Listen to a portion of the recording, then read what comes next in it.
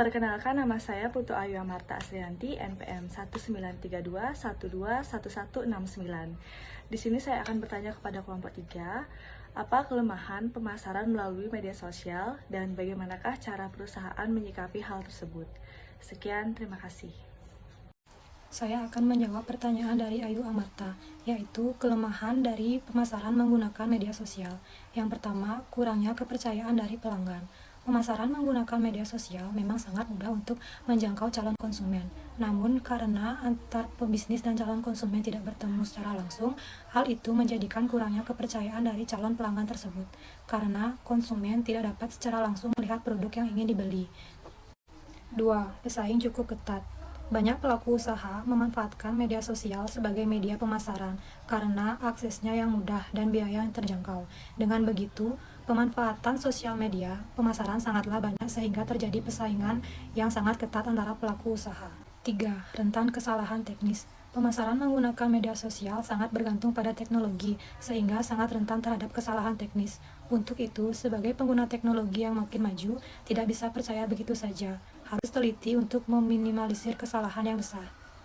Cara menyikapinya, yaitu membuat konten yang seru dan kreatif sehingga dapat menarik peminat konsumen dan lebih memilih membeli di toko Anda dibandingkan toko pesaing.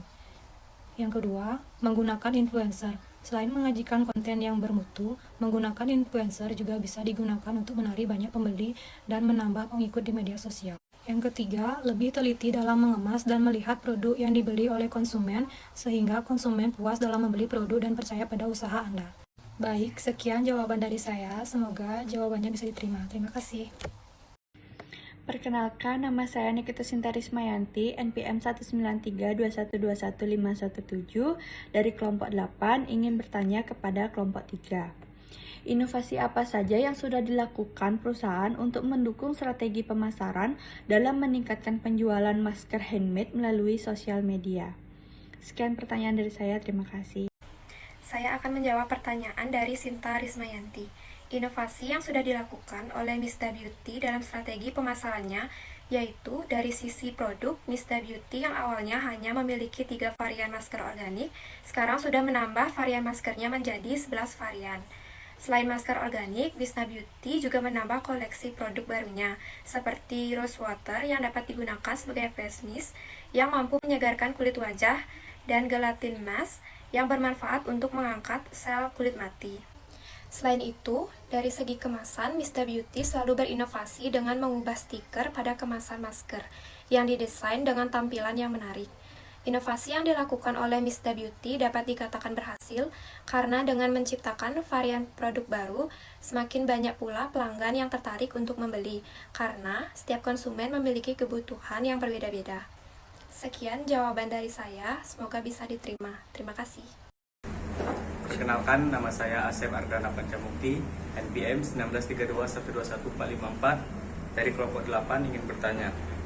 Kan di sini dijelasin ada materi tentang segmentasi atas dasar psikografis. Segmentasi ini menyebutkan pengelompokan konsumen berdasarkan gaya hidup dan lain-lain.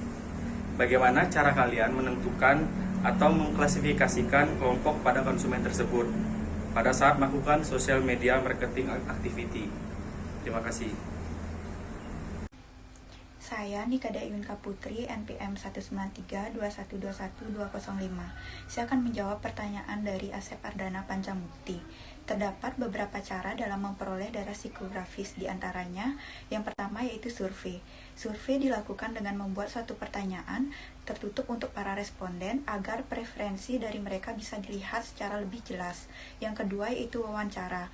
Dengan wawancara, maka konsumen akan menceritakan diri mereka secara lebih dalam, sehingga psikografis mereka akan lebih mudah untuk diketahui secara lebih mendalam. Yang ketiga yaitu diskusi. Berbicara langsung dengan konsumen layaknya diskusi dengan teman dan menganggap mereka semua itu teman. Dengan begitu, kita bisa lebih mengenal karakter psikografis dari konsumen tersebut.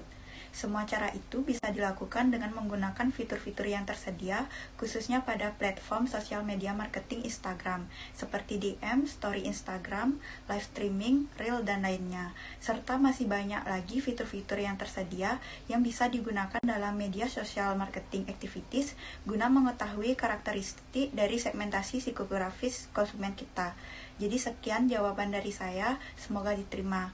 Sekian dan terima kasih.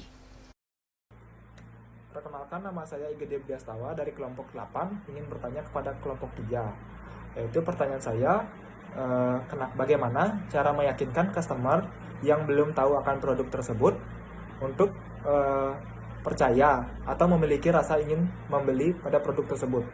Sekian, terima kasih.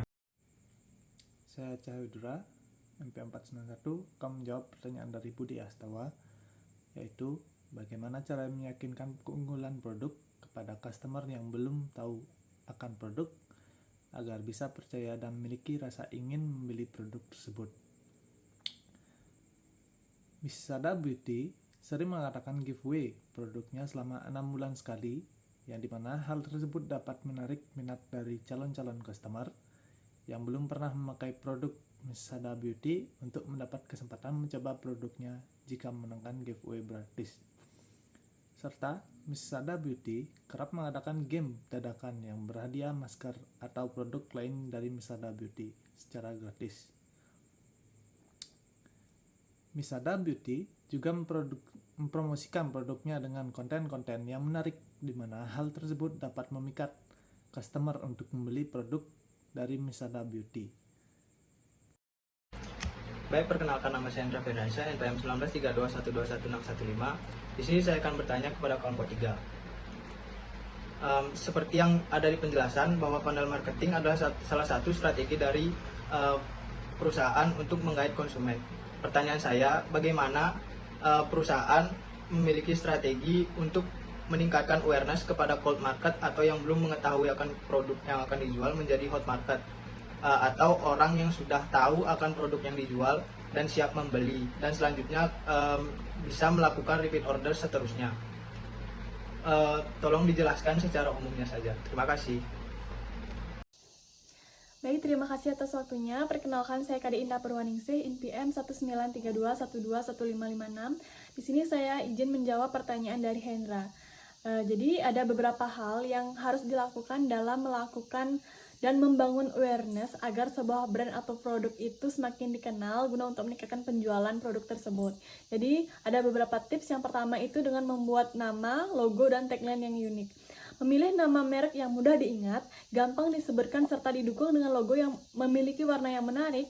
Hal tersebut akan memberikan gambaran mengenai identitas perusahaan serta citra yang ingin disampaikan kepada konsumen. Selain logo, juga sebaiknya menyertakan tagline yang menunjang branding. Tagline di sini akan mempresentasikan usaha kita dengan lebih jelas, baik secara merek maupun produk atau jasa. Yang kedua itu dengan menggunakan jaringan sosial media ataupun teknologi lainnya. Nah, saat ini kan banyak sekali sosial media yang menerapkan sistem promosi. Jadi pelaku UMKM dan UKM ini sudah memanfaatkan media sosial ini agar bisa terhubung dan berinteraksi dengan konsumen, bahkan dengan calon konsumennya juga bisa. Ini cara yang paling mudah sekaligus murah dalam meningkatkan brand awareness sekaligus membuat konsumen percaya untuk menggunakan produk jasa yang sudah ditawarkan. Yang ketiga itu menerapkan influencer marketing. Nah, selain memanfaatkan media sosial, cara berikutnya juga ampuh untuk meningkatkan kesadaran merek yang kita gunakan dengan meningkatkan dan menggunakan influencer marketing. Nah, influencer marketing ini merupakan strategi pemasaran media sosial yang terbukti ampuh menjangkau pasar yang lebih luas melalui para influencer yang aktif di bidang sosial media khususnya Instagram, Facebook, TikTok, YouTube, dan banyak platform lainnya yang menggunakan influencer marketing ini. Nah, yang keempat dengan mengikuti event. Mengikuti sebuah event menjadi salah satu tips membangun brand awareness sehingga ada lebih banyak yang mengenal merek usaha kita, termasuk produk dan jasa yang telah kita pasarkan. Dan yang terakhir itu memiliki website. Nah, di samping menggunakan media sosial, branding juga bisa dilakukan dengan memanfaatkan website sebagai salah satu pusat informasi. Tips membangun brand awareness melalui pembuatan website yang berisi informasi lengkap mengenai produk kita ya, dan akan sangat membantu konsumen untuk mengenal brand yang kita pasarkan. Jadi sekian jawaban dari saya, semoga dapat diterima. Baik, sekian sesi tanya jawab dari kelompok kami. Semoga kelompok 8 bisa menerima jawaban dari kelompok kami.